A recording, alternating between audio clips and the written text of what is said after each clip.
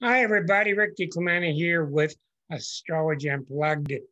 Welcome to episode, I think, 231. Nice to have you with us. And I've gotten such a strong reaction from people all week because of the detailed talk that I did last week about the harmonics, especially the 12th, that people really, if their ears are perked up. And I do want to tell you, you guys can do your own harmonics, and I'm going to make it simple for you. Go to Google and type in Astrology Harmonics Calculator. Astrology Harmonics Calculator. And it will take you to a place called AstroSeek. And Astrology Harmonics Calculator will bring up for you a very nice calculator. Put in all the birth time information you want, pick the harmonic you want, and up comes a chart. So it's very nice. You don't have to have any expensive software. It's free. I'm pretty certain. Do you know, Claudia, that astro.com will do your harmonics also? They do. Okay. Now, do you have to be a member? No. Okay. So it's on astro.com also. And tonight I'm going to take you through a variety of harmonics. And I also want to say to you, I don't know how to say this enough times, astrology books are really poor when it comes to defining what the houses mean. That's my opinion. But I've been reading these things since, 1840, and people do not understand the houses properly. I don't think so. And I really think a whole new book needs to be written on it. So I don't know. I'm kind of tired. I'm not going to write it. Anyhow, you'll find that harmonics calculator good. Now, I want to tell you a couple of stories tonight. I've been keeping notes forever on neat things that happen to people during harmonic transits, especially. And I went back to my notes and it's just overwhelming, the evidence I saw. I want to start off tonight with a friend of mine, who I'm not going to mention his name. Unfortunately, he's doing very poorly in the hospital. And here's his harmonic chart, his sixth harmonic. And the reason I do the sixth is the sixth is not just your destiny. It's not just your hero's journey. It's also your health harmonic. Your health, it's the one. People say, how's my health look? Go to the sixth harmonic. Well, this guy,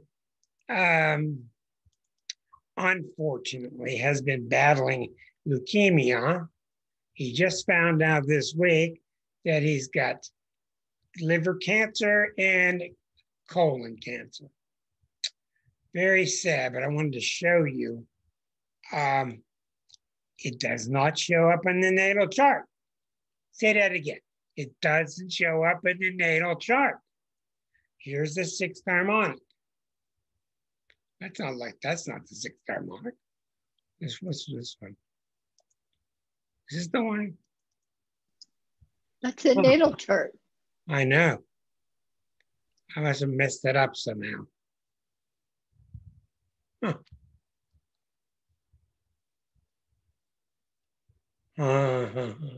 Okay, I did mess it up. And let me put this into harmonic number 6, and we will see. And thank you, Elke.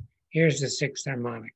Okay, now what I want to show you is the natal chart doesn't show it. When you get sick with double cancer, something's going to hit you. Take a look at where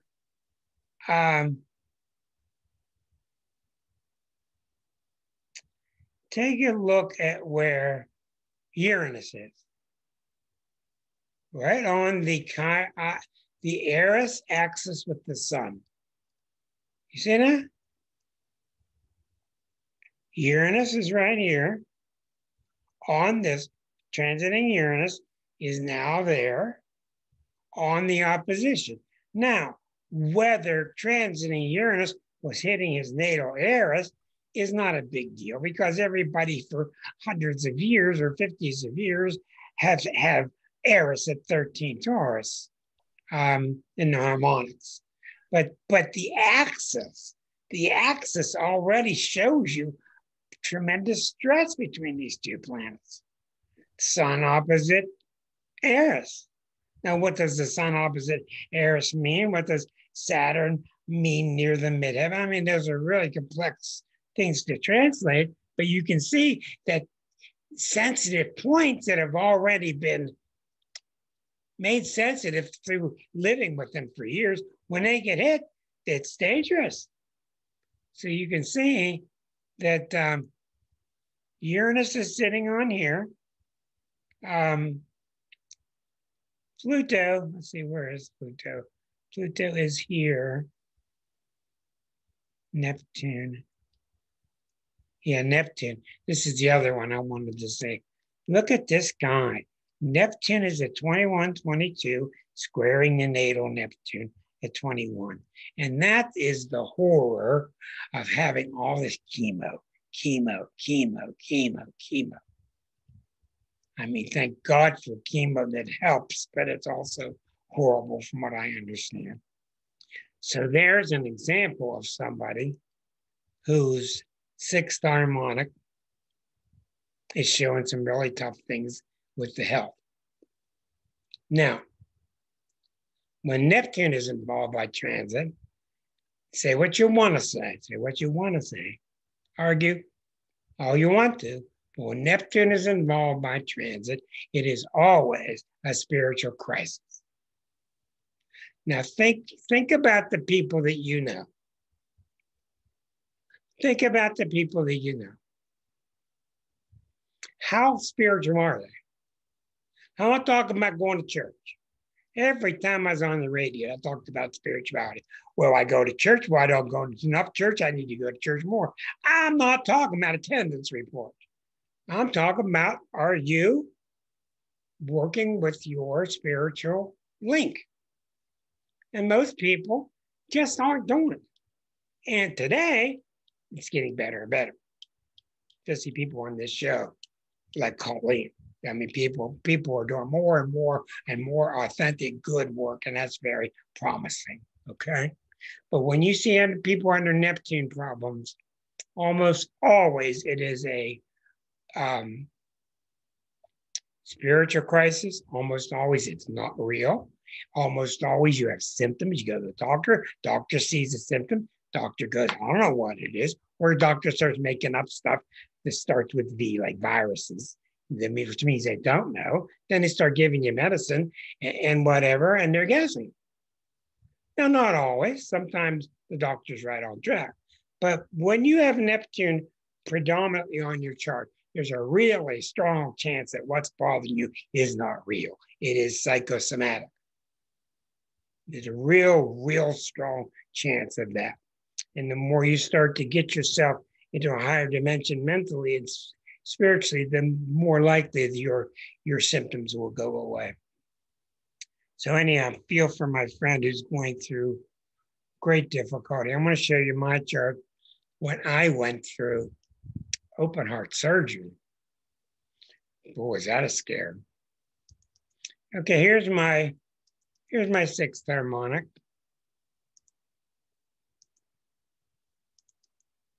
And when I did this chart, I really gasped.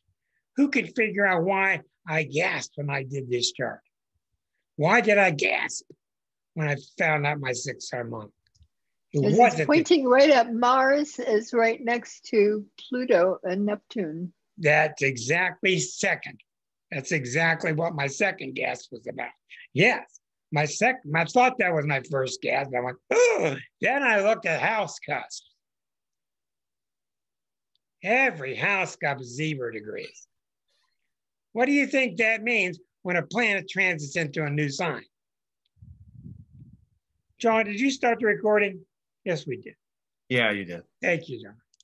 I was going to say everything in the house, everything in that sign is like lit up. The moment something every transits that degree, and every transit, when you have a planet between 0 and 1 or 0 and 2, you're going to get it when the door opens, because the planet, when a planet ingresses, when it goes into a new sign, it's called an ingress. And it sends its vibes all through that sign and all through that quality or that mode, all the fixed signs or all the mutable signs or whatever. In this case, all the fixed signs. Hi, John there. Good other John. We get a couple Johns. So when Pluto got here, Pluto crossed into here, my doctor said, start shaving, you're going into Mars. I was having a real rough time. They saved my life. I'm not going to go into detail about what open heart surgery is like, but it ain't no picnic. That was in 09, and I'm very grateful. They gave me 12 more years to live. So that was a wonderful thing. But anyhow, when you have 0, I don't want to frighten you, but when you have 0 degrees planets, you better brace yourself when transiting planets go into any sign at 0 degrees. Because when any sign is hit at 0, it's going to send some kind of minor aspect or major aspect to all your planets. Rick, was that your 6th harmonic chart or your natal chart you just showed us? That was the 6th. Ah, thanks. That was the 6th. Now, needless to say, it was a really good awakening also. Okay. Now, I want to show you some other people and some phenomenal celebrities. I want to show you Janis Joplin. Now, Janis Joplin, of course, was outrageous. And I want to show you her 5th harmonic. This is her 5th harmonic. Now, I don't do the 5th very much, but I do when I want to see somebody's vocal ability, guitar ability, instrument ability, whatever. And why am I showing you this chart? Not only was she an outrageous Capricorn, but you could tell when she sang, she was even beyond Aretha Franklin. She just put some soul factor out on the table that you just couldn't touch, and it's right here. It's right there. I don't care what these people tell me, that you can't put these planets in the signs and on the houses. Don't tell me that. This is somebody in their own way, whatever word you want to put on it. This is somebody who's devoted to God. Now, it doesn't mean she's sitting there praying every morning. She was a druggie and she drank a lot, but it shows that when she sang, she transcended. She transcended this normal plane, and she wanted to go beyond. And that's why people sat there with their mouth open listening to her, because she took you there. They can't take you there unless the avenue is open. These are the avenues. This is why in harmonics you especially focus on what planets are angular. Okay, she's got Venus and Moon in Leo. Tell me we can't look at the planets in the sign? I mean, opposite Uranus? Tell me this doesn't mirror exactly the way she sang. I'm not even going to fight it anymore. I'm just showing you how these things are. I'm just letting you know. I found some incredible things to show you. Oh yeah, I'm going to show you astrology. Astrology Unplugged is changing. I'm going to show you that chart too in a few minutes. Next is a chart of David Hawkins. And the reason it's incredible, David Hawkins was an amazing Gemini, who's one of the few Geminis I've ever known that conquered his mind. Because Geminis are obsessed with how does the mind work? And he came out with his first book called Power versus Force. And he speaks in a very Geminian way. He was a New York City psychiatrist for 50 years. He ended up with his own spiritual group in the one out by Roswell. Come on, Erica, the red with the red bricks and the red stones. Red Rocks? That's in New Colorado. In New Mexico. I'm not familiar with that. Sorry. And Colleen, you got to help me. You know what the name of the place is with the red rocks? Arizona, not New Mexico. Arizona. Boy, What could it be? We're doing really badly. Anyhow.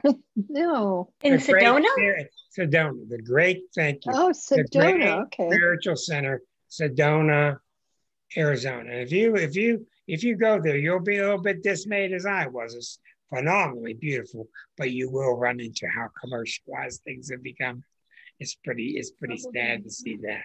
There are a lot of very authentic people there, but the commercialism is disturbing.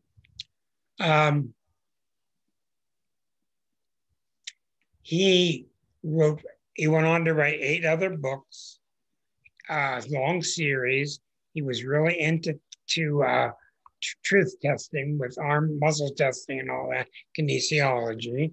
He wrote 8 or 9 books. But in his book, he conquered how the mind works. Very deep, heavy books. Okay? David R. Hawkins. He's got a lot of really fine videos on YouTube. Now, he's got a phenomenal chart. Let's take a look at David Hawkins. Here's the birth chart. He was born in Milwaukee and he died in Sedona. David R. Hawkins. You see the Venus, Mars, and Cancer. He was very Cancerian. Beautiful grand trine, all going to Saturn. But what really happens in this chart is the phenomenal third harmonic. Look at his third harmonic. Usually a third harmonic is only helpful when you want to study somebody's mind or they're going to write a book. It's an intellectual placement. But look at this guy. Look at 1, 2, 3, 4, 5, 6, 7 planets right here. Okay?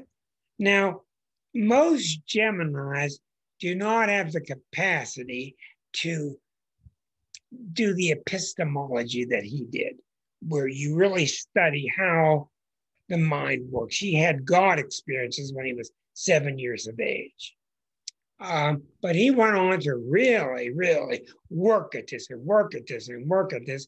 And near the end of his life, he came up with some pretty astounding perceptions of how the mind works. He's got wonderful, wonderful videos on YouTube on the same subject. But it's astounding. You will not see many Geminis that are that enlightened. You just won't see it. Not because their soul's weaker, just because the sign of Gemini is not a deep sign. It's just not deep. Well, this guy was deep as they come, and an astounding mind. Okay, I'm going to move on to a friend of mine. Her name is Dina Patrick. Okay, I just want to show you somebody. This is a person I've known for years. And she is real dedicated to causes. She's a Virgo. She's the first one to lift her hand and help somebody out. She's done a tremendous amount of starting her own grassroots campaigns. She's extremely politically active. And I just want to show you the difference now, how this works. Here is Dina's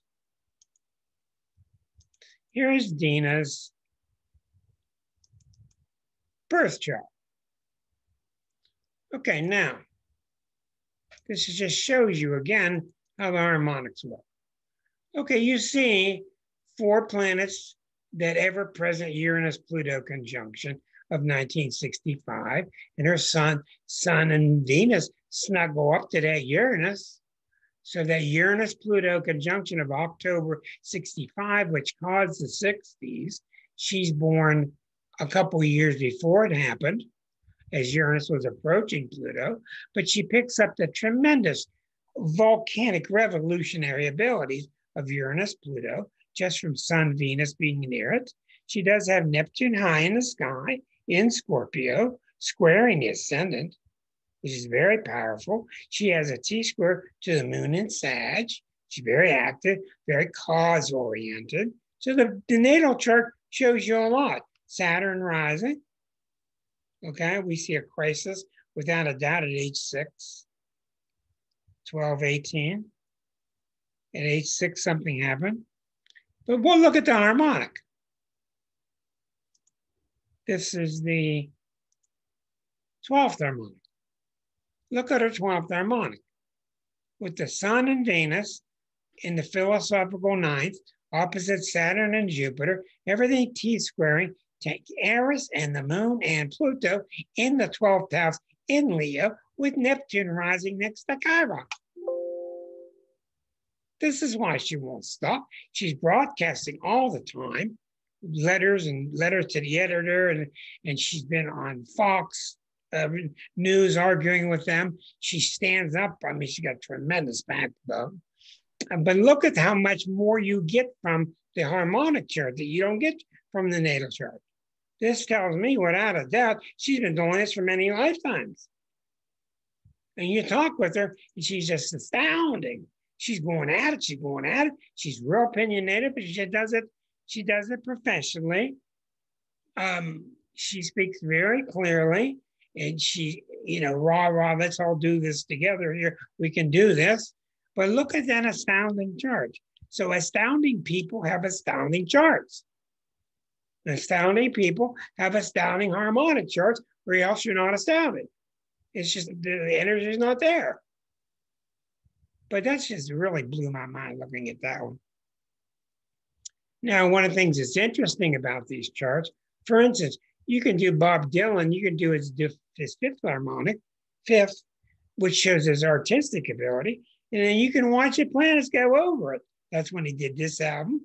Planet went over this. That's when he did that album. So this planet went over that. That's when he did that album. And it takes the mystery out of it.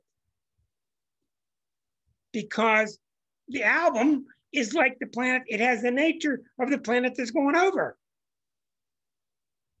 What do you think you saw in Dylan's chart after a 60-year career when he did the Jesus, Come Home to Jesus albums, 1979? What do you think you saw there? It's just there. We're all doing this stuff and have no idea this is going on. No idea. Unless you're tuned to Astrology Unplugged, then you might have some idea. But it's just amazing. You got to be dumb enough like I am to spend your time chasing all this stuff. But it is astounding to watch. I'm going to keep showing you stuff. All right.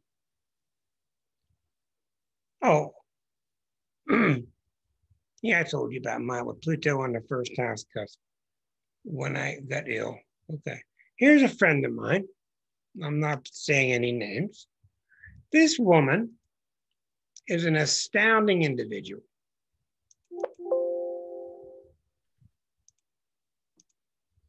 Yeah. This person has just a beautiful chart. She just is one of the loveliest people I've ever met. She's just got such beautiful energy. Venus in Cancer rising. The sun is in Gemini. The moon is exalted in Taurus. The moon is opposite Neptune, T-squared to Saturn. The moon Neptune gives it a real moon in Pisces quality. Up and down the midheaven, Chiron opposite Pluto, which makes her T-squared to the sun. So that sun is not just a lighthearted Gemini. That sun is based upon Chiron, Jupiter opposite Pluto. So this is all about purpose, deep purpose. But when you're with this woman, she just, Jupiter near the midheaven, she's just got this sense of beauty, no arrogance whatsoever. Really, really kind, very, very pleasant. She got about 6 kids, 7 kids. Every one of them's as smooth as they can be. So I did her 12th harmonic. Remember, you learned a lot in the birth chart. in the 12th harmonic, we see this. Look at this chart. 1, 2, 3, 4, 5, 6, 7, 8. Leo. What's that? Oh my God, all in Leo. Yeah, we're not going to talk about all these things. Excuse me. Yeah, 12 planets, 8 planets all down through here. And this is somebody who is, this is somebody, when you look at the Leo, you see the generosity of Leo, the warmth of Leo, the pouring out the heart of Leo. So this is a remarkable harmonic. And every time these planets get transited, you're going to see phenomenal activity here too. But you see how the natal chart doesn't show you this. Just doesn't show you.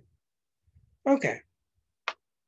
So I got to thinking, I got a couple more here. How about a little bit of Shirley MacLaine? Well, look at this. Okay, here's Shirley MacLaine's chart. She made quite a stir because she was a celebrity, right? She got into far out spiritual things at the time when a lot of people thought it was, ooh, you know, and then they read her book because she's a celebrity and she's a down to earth Taurus. Okay, take a look at her 12th harmonic.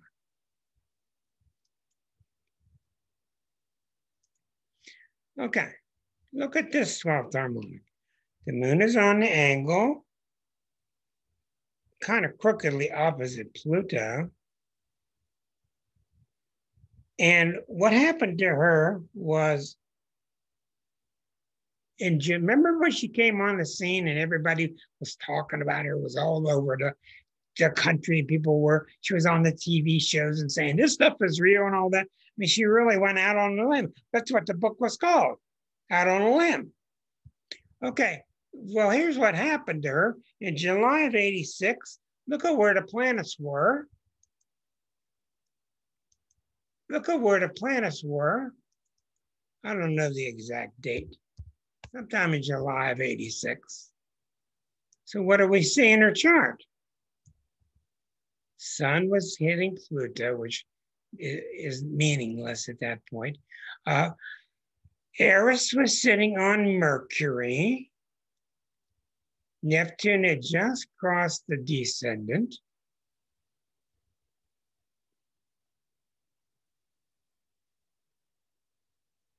One second here.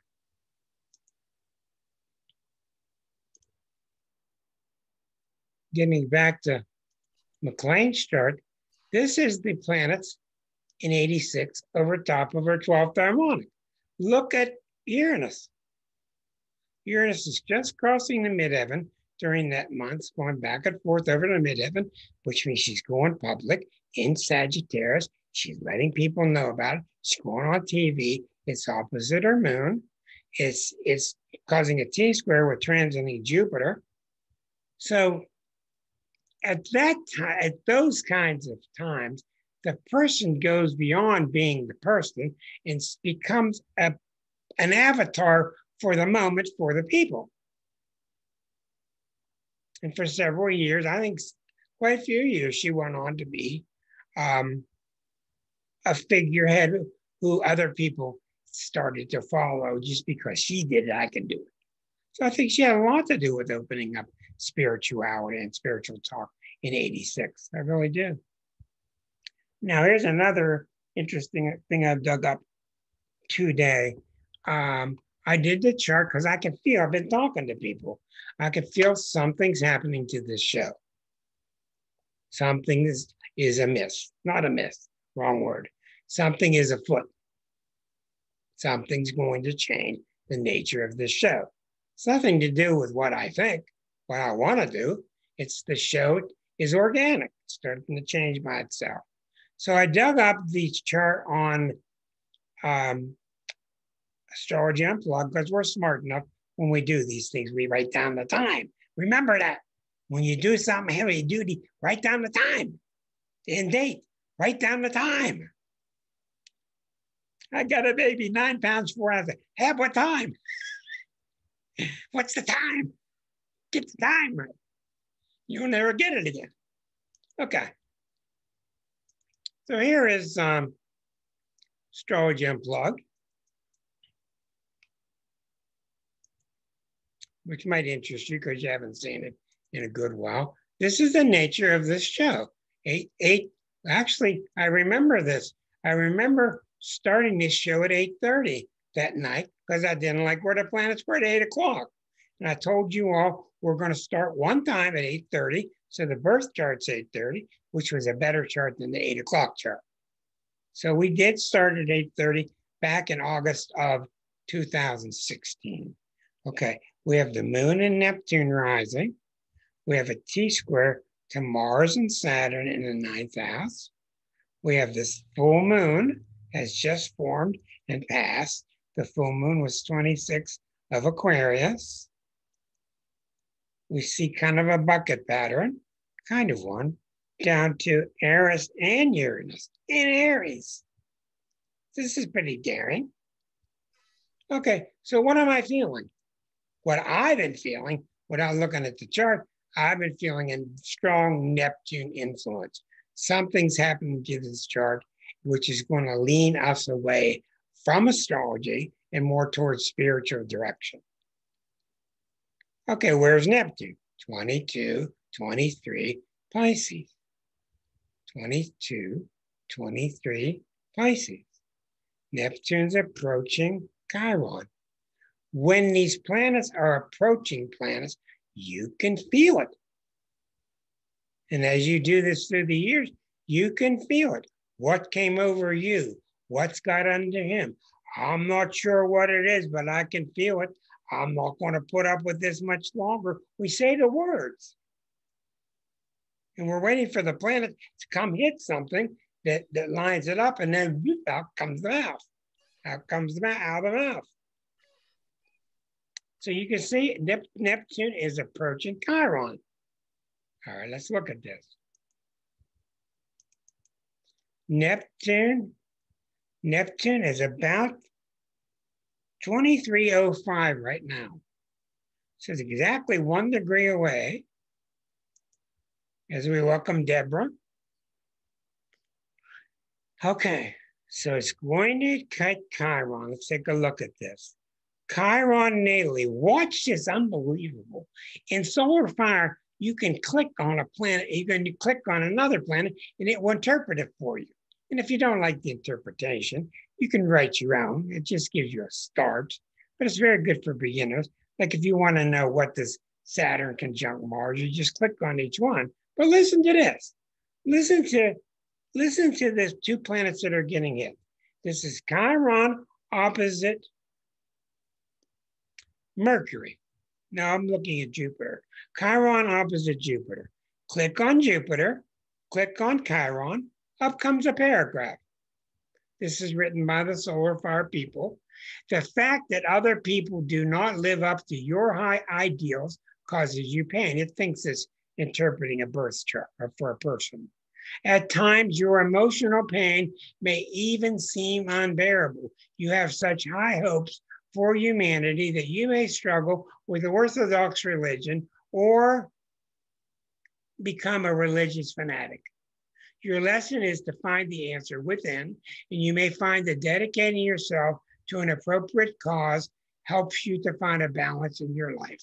Take time to reflect on your experience because your insights may lead you to wisdom. So that's the thing that's being hit.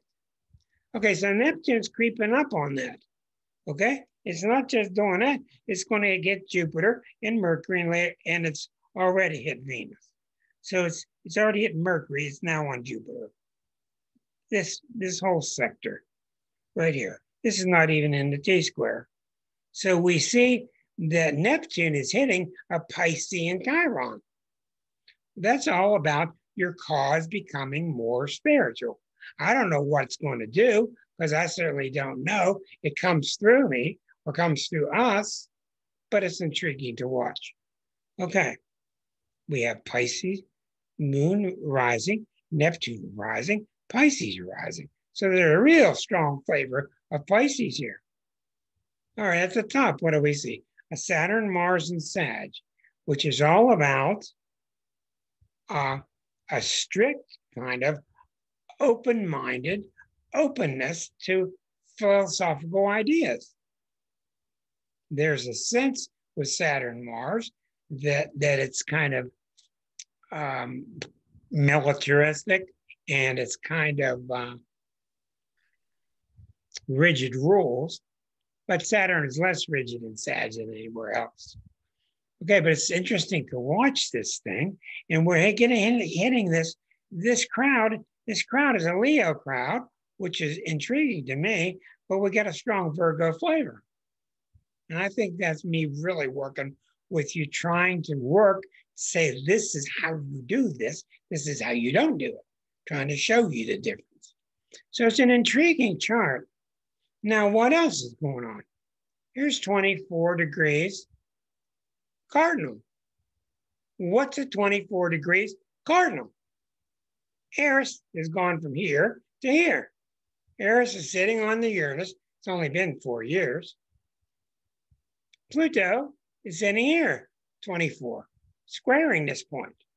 So the Uranus part of the chart is being hit real hard. The Uranus part of the chart is being hit real hard. The Pisces part of the chart is being hit real hard. Pisces, the chart, this show needs to become more spiritual. The Uranus part of the chart means the Uranus is what rules astrology. It's got to flex. Why is the Uranus being hit? So that we can all become ourselves more. That's what Uranus is always about. We can all become ourselves more. So as this shift starts to happen with this show over the next few months, you're going to see a natural flavor just start to change with the chart. Hold on. If you did not watch last week's show 230, I really encourage you to watch it because I went into great detail on how the harmonics are done. It was one of the most important shows I've ever done, okay, astrologically, and I really encourage you to watch that show if you haven't. I did everybody sitting here. I did all their harmonics, 12th harmonic. Now, to repeat, what I have discovered, and I've talked with some other people who have discovered the same thing. The 12th harmonic chart, you take the position of the planets, multiply them times 12, put them back on the circle, and the run number 12 is synonymous with the sign Pisces. And Pisces, standing up to the other 11 signs of the zodiac, is the real spiritual sign. Okay? So what I discovered when I started working with the 12th harmonic, I started to do it to find out why are the birth charts the way they are. So I started looking there, and I started to find out that the 12th harmonic was symbolic of your past life. Then I started to work with that. By the way, I wanted to let you know, you remember Stephen Poplin has been on the show several times, astrologer and wonderful past life regressionist. He has regressed me several times, and I have learned that I was surprised I learned this. All your lifetimes are taking place at the same time. Get this out of your mind. It's 1, 2, 3, 4, 5. It's not linear. I don't understand it. It's not linear. It's quantum. They're all happening at one time. And this is very Seth-like. This is very quantum-like. And anyhow, something for you to think about. But I discovered that. I wasn't told that. I found that out. I was shocked. Okay. Then later on, through working with people, I started to find out that the 12th harmonic, and I really believe this, is very heavily about what you've been doing wrong all these lives, what you got to adjust, and what you got to fix so you can get through the pearly gates. Oh, you got to fix that. And oh, you got to fix that. You want to get through the pearly gates, you better fix that. Oh, you better hurry up and get that one done and do it right. And that's what most of us are doing. Most of us are doing. Look across you. Look at the people around you. Look at the people in crowds and in your buildings and on the street. People are carrying this look of, I'm not good enough. I got to fix things. It's a horrendous thing that we carry. Then I figured out by watching and watching and watching that there is no pearly gates. There are no pearly gates. That the gates are wide open. It's all this song and dance that we do to ourselves. What we got to do to get through there. It's all these evangelists that want your money. You know, all these things that we got to do to get there. Then what I found out, and I really am very comfortable with it, that there's nothing you got to do. Nothing. Why? Because as the Course in Miracles says, you are born sinless. Sin is just making a mistake. But that's the big sinner. Okay, the big thing that we teach each other. Okay. Now, we had a real good time, but in that 12th harmonic video last week, it really explained a lot of it, and it went on over 2 hours. So it was really good. So let's start with, I believe Deborah's up next. So what we're going to see, Deborah, is a map, what I call now the past life, what do I call it? The past life. Spiritual transcript? Yeah, spiritual transcript. Thank you. I'm getting older. It's hard to find these words, doctor. Give me something, doc. It's hard to find these words. Problem. Yeah. The spiritual transcript. And this is the chart of your general lifetimes. I can't tell you which lifetimes it is, but it's kind of the flavor of what you've been doing. You've been martyristic. Have you been greedy? Have you been what? And it's not how you've been. It's not a chart of how you've been. It's a chart of how you think you've been. It's all such a mental game. And it is the chart that you sit down with your spirit guides and you start to align a new birth in this next incarnation, and you choose to be born at a certain split second at a certain city with the certain parents and a certain soul group to play the certain roles. And that chart shows what you've been doing. And that chart shows why your birth chart is the way it is. So if I were to look at Deborah's chart, which I haven't seen in a while, there are probably a couple points in Deborah's chart that are unusual. Most points are pretty common, but there's probably a couple of points that are unusual. And I say to myself, well, why is Deborah like that? Why is she like that? And the 12th harmonic explains it. Okay? Then we look to transits to the 12th harmonic. So if we go back and take a look at Deborah's chart, here's Deborah's birth chart. Okay? All right. Now, I'm not going to go into a lot of great detail about this. We see the sun next to Mars. That's no big deal. We see Pluto at the midheaven. That's a big deal. I like to do this. Hold on a minute. I like to use the drawing techniques, and it really helps.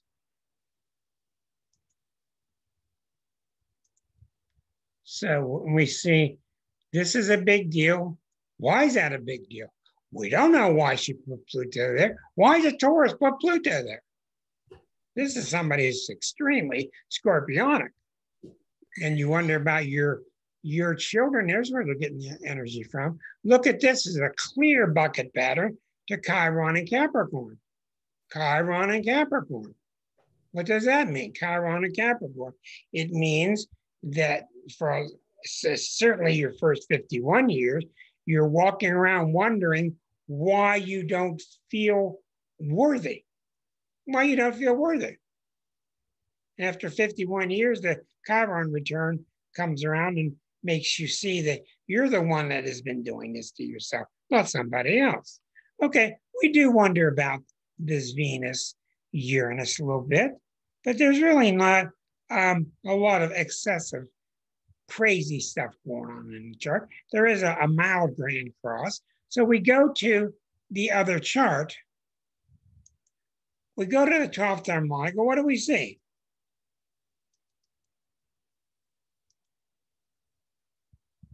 Okay, now, in the 12th harmonic, look at that. I mean, this is pretty incredible, really.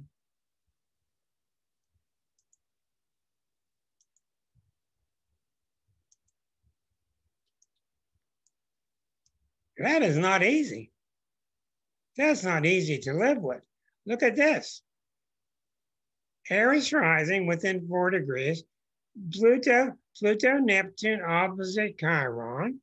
This is pretty heavy duty. This is somebody who, through the past lives, doesn't mean it's how she was. This is how she saw herself.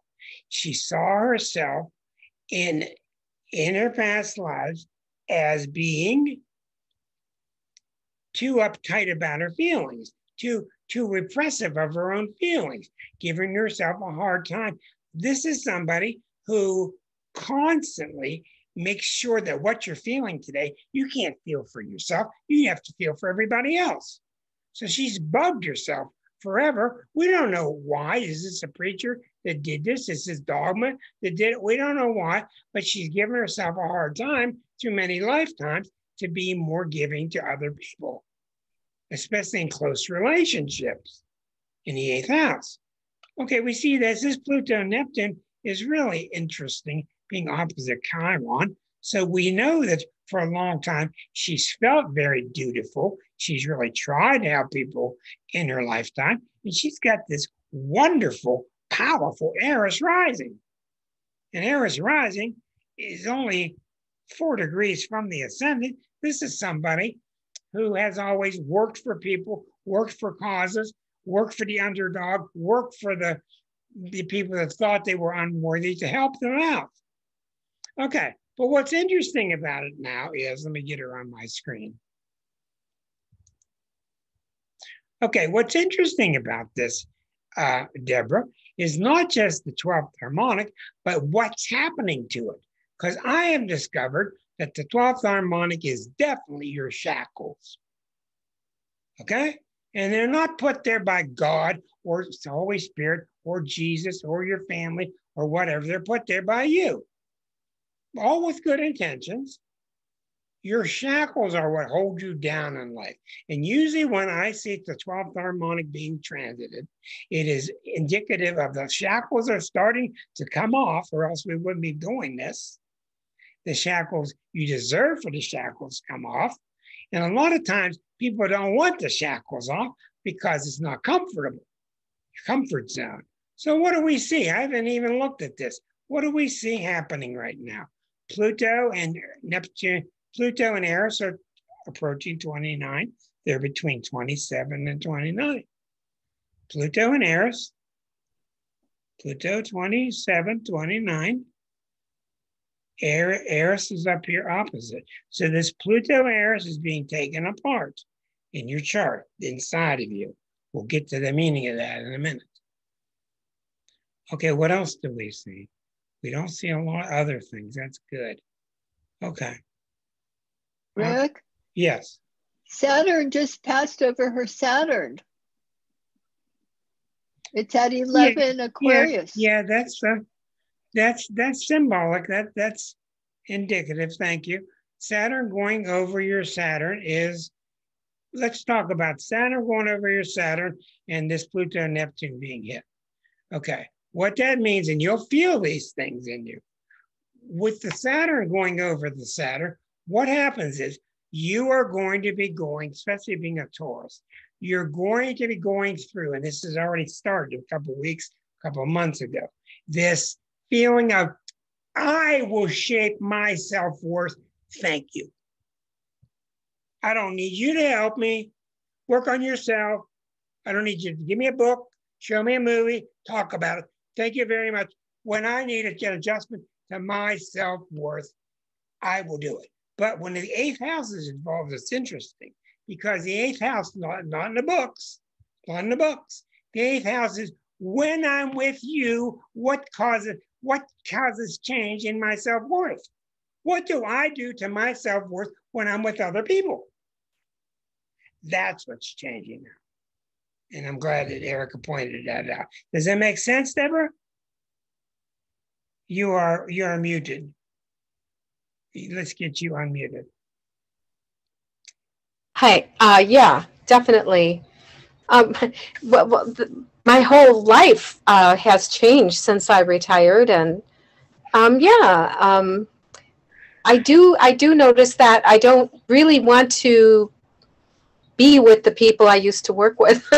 Right. And what's interesting? That's the old me. Yeah. What's interesting about this is people think it's because they retired. The planet hit first, the retirement's next. Okay? That's how it works. They're really one and the same.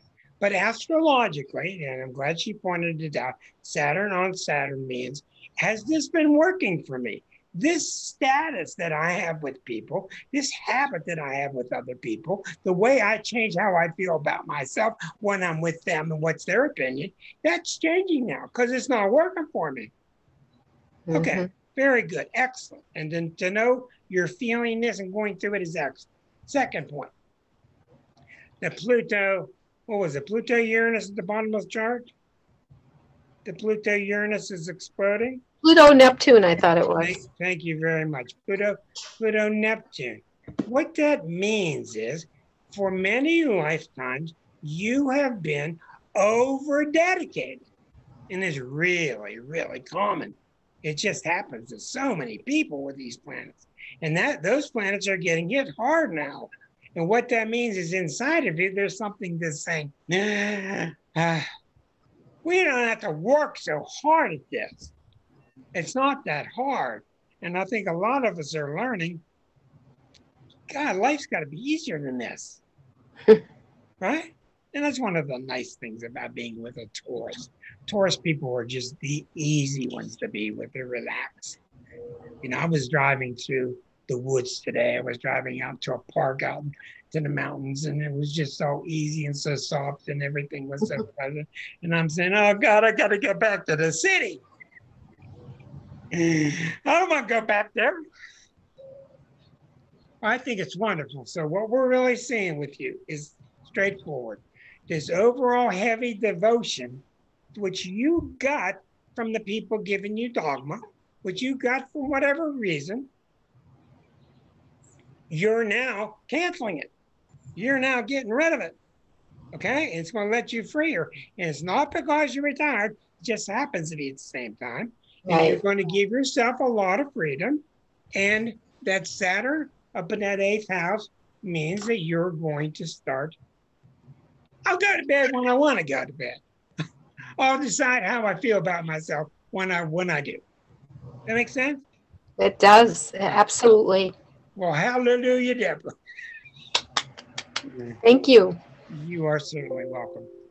Let's move on to the next one I had lined up. Okay, we're moving on to John's chart. Now, in John's chart, let's take a look at the natal chart. All right. All right. So it's very unusual that he's got all this Gemini. Okay, extremely unusual. What else is unusual? Well, and it's not that unusual. What it is I want to know what these things mean. I think that these particular points have a lot to do with, you remember, what did the 12th harmonic chart do to cause this? What did the 12th harmonic do to cause him to be born with this kind of chart? Look at the T-square. The T-square is 5 degrees, 27 degrees. So that's all going to that Jupiter here at 27, which is a fierce desire to learn. Okay, nothing else that unusual in the chart. Why is this T-square, this point here, this point is really significant. So that's the thing. Why is John so feverish about learning across the board about all these things? Why is Pluto rising? 2 degrees away from the ascendant. This is really an intense energy to live with. And this means even with 5 Gemini planets, he's not that Geminian. He's more Scorpionic, which is incredible. So we go to the 12th harmonic chart, and we take a look at what do we see. Okay, here is the 12th harmonic chart. Okay, now,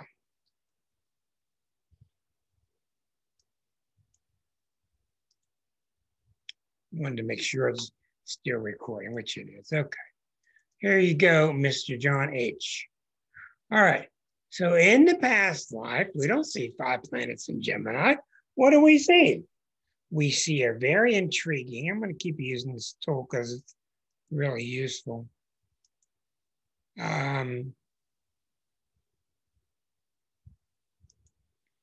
Okay, what do we see?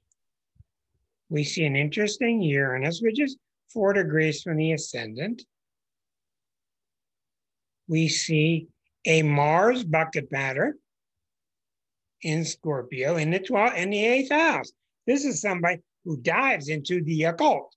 This is somebody for many lifetimes has been diving into the occult and swimming around in there and is not afraid of the dark. And he keeps swimming because he's so intrigued by it.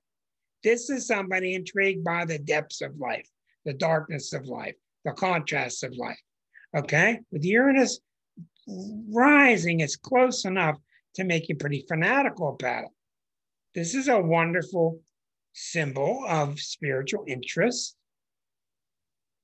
Okay, so what do we see in this chart? And what I do is I don't try to be magical. I go back and forth between the natal chart and the 12th harmonic, the natal chart and the 12th harmonic. So what do we see happening? What's going on in these charts right now? Okay, right now, Pluto is approaching 29, where the USA's Pluto is. So you're having a Pluto return. Let's talk about that.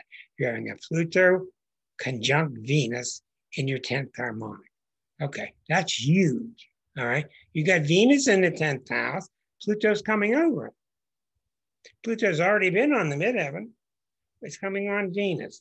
What that means is slowly and gradually, these inner passions inside of you are saying, I don't care who knows.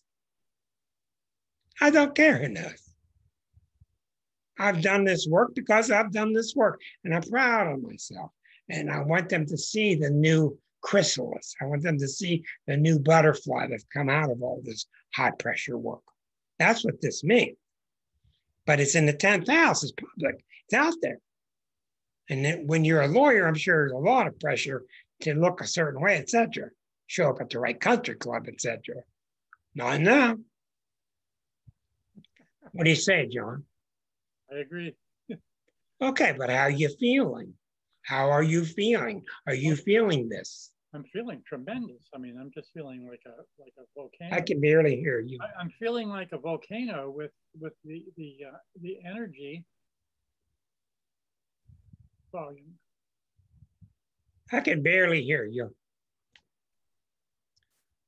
Okay, what I want to tell you something very simple. Okay? Change my volume. Okay, thank you very much. Okay. Okay, this is not simple to do, but it's simple to see. What I'm telling you is you are sitting on a volcano and it is erupting and it's real. Okay. And if you are thinking of doing something rather outrageous, which is kind of like, that symbol is very much like Ali being on top of the world. I am the greatest. I am the greatest. That's what that symbol is like. I don't see you doing that, but that symbol is very much like making your move. Making your move, not hesitating, not watering it down, not trying to figure it out, not trying to intellectually understand, is this really this real? It is. It's huge because it's getting hit by Eris and Pluto at the same time.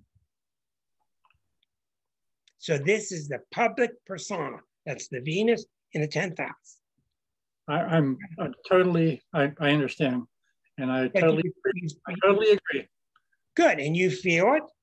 Yes. And what I've been doing with people under such situations, the biggest thing I'm doing with them is making them appreciate this is real. This is big time. This is really powerful. And if you're feeling it, you're not going nuts. This is how powerful it is.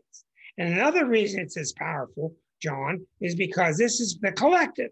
The collective has chosen you. You need to, I don't know whether these words are right or not, but we got a bunch of BS going on in our legal system, and we need somebody like you to fight it. That makes sense? I just retired, but that makes me a little bit more free to do that. Well, of course. But when the collective gets involved, I don't know how you can say you're free or not, because the collective decides whether you're free or not. It's not up to us. But Geminis need time to go play, no doubt about it. But this is not a playful transit. You need both. But certainly this major thing in your chart is I'm going to stand out, because Venus in Capricorn is very conservative. It doesn't want to stand out. It wants to be like everybody else has been. Not with Pluto and Eris on it. Not now. Because it doesn't work. That's why Eris is a hellacious planet. She says it ain't working. This is why, like it or not, this is why the people love Trump when he says he's going to clean up all the garbage in the swamp. This is an authentic feeling, only they're not seeing the fact that he's bringing in a much bigger swamp. Okay, you feel good, John? Absolutely, yeah. Well, the big thing I want to leave you with, and I'm going to move on, is this is real. Okay. This is really real. It's very powerful. It's not going to get out of hand. I want to also let you know another thing about Pluto. Don't be surprised if you get allied with powerful companies, the opportunity to be allied with powerful people. Okay? This is very common. Okay. Now, the problem with this, I'll be very frank. The problem with this kind of transit, I don't care what you say, the Geminis are playful. Okay? And this planet could care less. You're going to have to carve out your own playtime and justify yourself, because these planets don't care about you playing. These planets are heavy duty, change the world before the world dies. You know, Liza and I have been very careful since 2005. We knew this was coming since 2005, but we're not being so careful anymore. The planet's dying. The country is dying. We took a while to say it because we had to feel how people are, because we don't want to scare them to death. The planets don't say for sure, but we don't have to be magicians to show you how things are. The greedy 1% has all the money. Everybody else is suffering. That's real. And I've been saying all along, we need an intervention from Jesus, from a UFO, from some saint, from something. That's all I'm going to say about it. But John, this is a very heavy wave. And if you get on the surfboard, you're going to go really far. And all you got to do is try. It does not mean you got to get up and succeed and ride that wave. No, all you got to do is try, and it will help you. Okay? Okay, I got it. And I know you are wonderful. Good luck to you. Thank you very much. Let's move on to our final chart, which is with the Dr. Becky. Okay, Becky, let's take a look at your chart. Yep. You know, Uma, go around the other way. The door's open. Go around the other way. Poor little Uma. I don't think we don't think Uma's really knows that Stuart's gone. We're not sure or not. We're just not sure. But she likes to get in the room with her mother. Okay, Becky, Dr. Becky, here you are. Okay, good to have you with us. I've been reading for Becky since I moved to Pittsburgh in '03, so a good while. Okay, let's get our tools ready, and let's take a look at what is it in Dr. Becky the Pisces. What is it that I want to know about? What is it that sticks out? She went around the other way. Here she is. Okay. All right. First of all, we got a Pisces. We've got a really special.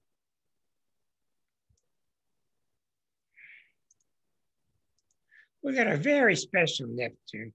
Look at this T-square from Jupiter and Uranus and Venus to Neptune and its opposite Mars. So we know that for many, many lifetimes, she's had a very strong spiritual inclination. Okay, we don't know what's going on here, but we see at age 5, Pluto's right on the nadir, getting up close to it. So we expect something at age 5 by solar arc moving 1 degree per year of life. What this means is at age 5, Becky was taught about death. It means it was not age appropriate, but she either watched a cartoon, she read a book, she heard somebody talking, but at age 5, which is too early, she started to realize people die. This was all programmed into the lifetime. I don't know what happened to you at age 5, but that's how it works, or the birth time is wrong. And you're one of these special people that's born at noon. That's what they tell me. That's really wild. Good. Okay. What else do we see? We wonder why this Neptune's so strong.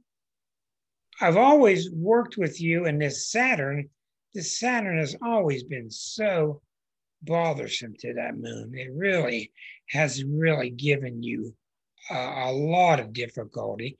And what this means, and I'm glad you just retired, but what this means is in your perception coming into this lifetime, you have been leading life after life after life with kind of a the world on your shoulders. Mm-hmm. And that's very Piscean. Pisces just don't want anybody to suffer. I got so much love, I'll give it to you. I got an ocean full of love. I'll give you as much as you need. But then Pisces get worn down, burned out, and they wonder why. Mm-hmm. You cannot save everybody, which is the lesson for Pisces. But that Saturn moon is more of a thing of, boy, I deserve to have the world on my shoulders. Mm. That's what it's about. It's not simple. So what did you do with that constant sense? What did you do when you took this life with this constant sense of the world should be on my shoulders? I'll carry it. I don't mind. I don't even need to eat or drink. I'll just keep carrying it. Makes one tired. Okay. So we go to the birth chart. And we get back to the birth chart.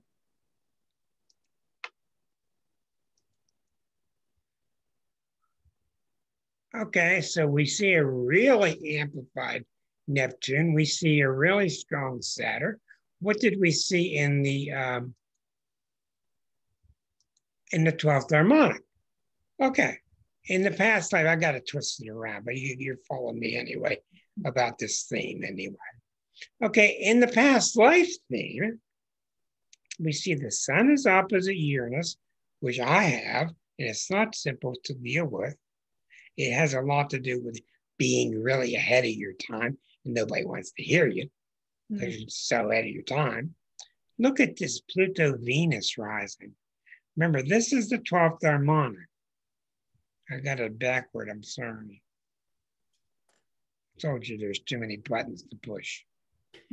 There just are. All right. So in the past lifetime, in Aquarius, Pluto-Venus, you've been very dedicated to humanity, the doctor of the people. And you've been a doctor. I don't know if you've always been a medical doctor, but you've been a spiritual doctor of some kind to the people. The Uranus is opposite the sun. Thank God it's no closer. You don't want it too close. You know what this does? This is funny. It comes from the old books, and it's true. No matter how you how you build a house of cards, it will fall down. The Sun Uranus people, no matter what they do, they invite chaos. It just comes to them. There's nothing you can do about it. You can try to soften the blow, try to work with it, but it's just that. And look at that. This kind of brilliance and being ahead of your time and being genius-like has always in the past lifetime led to Mars. What does that mean? That means she didn't keep quiet about it. Now, I've known you in this one, you're pretty quiet, but you do mumble on you say outrageous things when you mumble under your breath. All in here. I know, but I listen to you and I hear what's coming out, and it's pretty outrageous. That's what this is. You've got this radical, well, far ahead of your time, and it's all going down to Mars, which means I'm going to say what I got to say, which is really intriguing. So you probably put something in the current chart to sit on that, the governor, and then you got past lifetime of emotional, true, beautiful dedication to God, Moon Neptune. So it's a really intriguing chart. So when we come back to the birth chart, let's see how we do this.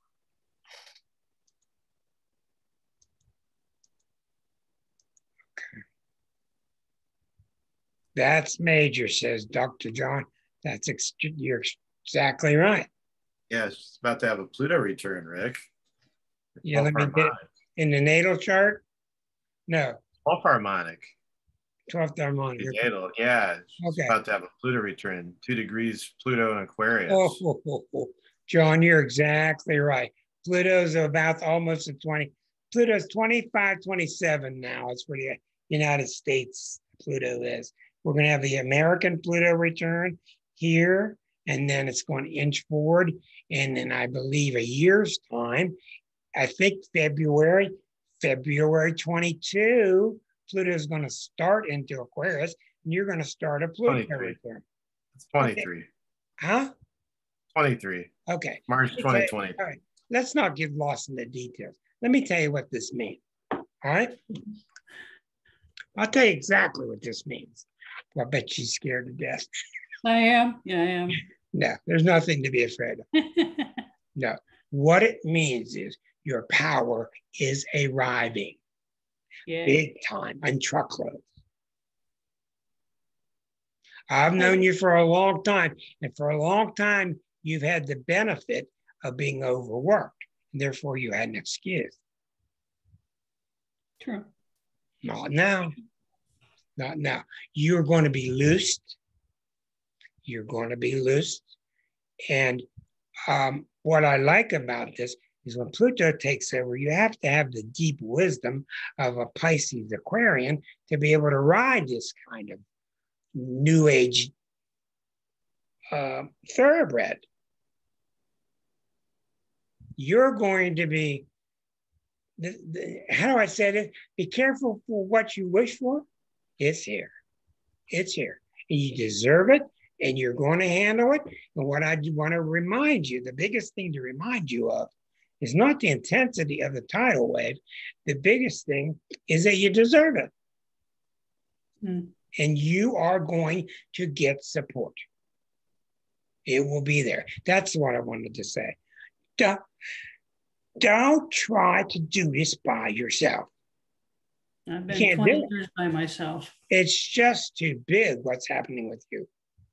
And you're trying to turn around how doctors behave, how doctors relate, etc. And at the same time, when people are losing their faith left and right with doctors, I mean, you've got a really big job. Now, I don't know if you want to get into educating people, educating doctors, but it can't come at a better time. And what does it really mean? And John, this should interest John the lawyer. With all this Pluto era stuff happening right now, what it means is people have had it with bullshit. They've had it with bullshit medicine. They've had it with bullshit law.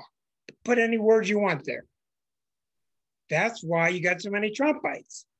That's Eris. And both of you are being armed now with that kind of power. What do you think, Becky? Yeah, I've been really puzzled why people are so seemingly suddenly tossing everything that I've ever known to the wind. It's all Eris. It doesn't make sense. It's like a sudden, to me, it's like a sudden lack of trust. Well, those things are all true. It's Eris. It's ERIS. And the astrologers won't put it on their charts. And when it came up at a right angle to Pluto, which is just unbelievable. And it's not just a lack of trust. It's how have we allowed this to happen for so long? We can't do it anymore. And isn't it interesting that it's all happening at a time where the earth is quivering? Mm-hmm. It's just quivering. So you can get real scared and you can hide, you can run, or you can empower yourself. And it's not easy if you've not been powerful. But John and Becky are really powerful people. And I'm really proud and pleased to be able to play some kind of part in validating it and pushing you because it's real. And I wouldn't say it to you if it wasn't. And I'm real proud of you because you fought through some really, really heavy stuff that could have taken you down for a good while, and you didn't go. And don't give me this humble stuff. Well, I think you did it. You did it. There's a role here for faith. Again, I'm not talking about religion either, but there's a big role for faith that, we're not all going to run screaming into the fiery destruction of the earth type thing. I think it's important to that at least. Well, you're exactly right. There's also a great big role for a heart, and that's you. So I think that's a really good way to end this show with a really special person. Oh. Yay, Becky. I'm serious about this. I know you are. Your homework is go do some stuff for 2 years and come back and let us know what you did. Because it's going to happen. Okay? 2 years? Yeah, 3 years. You can cuss at me all you want. Just leave the microphone off. Just don't speed Pluto up anymore. I need that time. No, it will give you what you need, but I'm telling you what your problem is going to be. I know it. You're going to try to do it yourself. You can't do this yourself. You can't do this yourself. That's a 20-year habit of doing everything myself. So I know, yeah, but what did I tell you? What in the book? In the book, what did I say? The gift to Pisces is two things. Pisces gets two gifts that no one in the zodiac has but Pisces. Two great gifts. One of them chocolate. Huh? Is one of them chocolate? Box of chocolate. I'll bet you Claudia knows the answer. Pisces have two gifts that other people don't have. They don't need anything. That's true. And their gift is faith and belief. They got faith and they got belief. So it's going to be interesting to watch. Remember what I said. Don't try to do it all yourself. Everybody, go keep cool. I see you, Shelby. I see you guys next week. I see you next week. We do what we can. Good luck to everybody with all your harmonics. Do your charts. Thank you, Deborah. So much, Rick. Thank you, Rick. Thank you, everybody. Thank you, everyone. Go Bucks. Go Milwaukee. Yeah, go Bucks. Go Bucks. Bye.